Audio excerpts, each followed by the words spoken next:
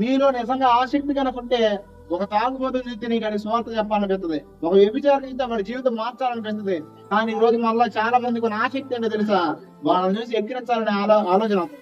ఏమవుతుంది? నీ అంత దౌర్భాగ్యం ప్రపంచంలో ఇంకో లేడు. ఎందుకో చెప్పనా? నువ్వు గనక ఖచ్చితంగా ఎదుటి వ్యక్తి బలహీనతను చూసి ఎక్కిరించేవాడికి ఉంటే అసలు నీలో దేవుడి ప్రేమ కాదు, మానవత్వం కూడా లేదు. నీకు ఏం లేదు అంటే మిమ్మల్ని కాదులే, బయట సమాజంలో జరిగే సంఘటన చెప్తాను.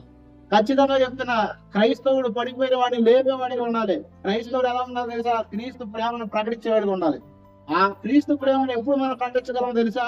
నీలో దైవాశక్తి కలిగిన. ఎంతమందికి ఆత్మభారం అని చెప్పండి. అసలు ఆత్మభారం అంటే ఏంటో తెలుసా? నశించిపోయే వారి కొరకు విజ్ఞాపన చేసిన మనసు. ఏ మనసు? అసలు మన గురించి మనం చేసుకోకపోతే నశించేవాడి గురించి ఏం చేస్తా ఉంటారు కొంతమంది. ఖచ్చితంగా చెప్తున్నాను, ప్రార్థన ఎందుకు నీకు లేదంటే, ఎందుకు దేవుని పట్ల ఆసక్తి నీకు లేదంటే